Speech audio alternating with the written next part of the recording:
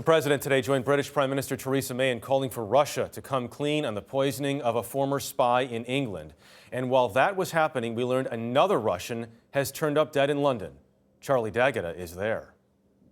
The body of Russian exile Nikolai Glushkov was discovered Monday night and comes less than 2 weeks after Russian spy Sergei Skripal and his daughter were poisoned by a military-grade nerve agent made in Russia. Glushkov was an opponent of Russian President Vladimir Putin and now joins a list of 14 other Russians who have died on British soil, some under mysterious circumstances and whose cases are now being reviewed. Skripal and his daughter Yulia remain in critical condition, as does the first police detective on the scene.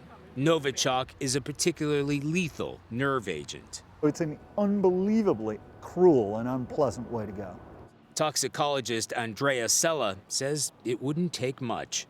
In terms of the amounts that we're talking about, you're literally talking about a few drops here are sufficient to actually do away with some.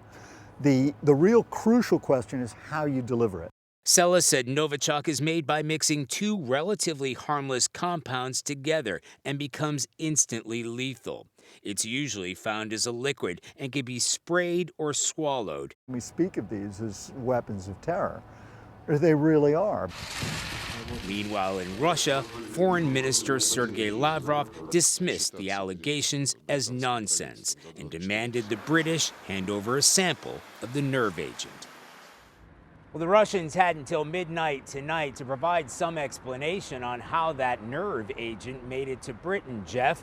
Now it's up to Prime Minister Theresa May to follow through on threats to increase sanctions, freeze the assets of Russian oligarchs here, and maybe expel diplomats. All right, Charlie D'Agata at Scotland Yard. Charlie, thanks.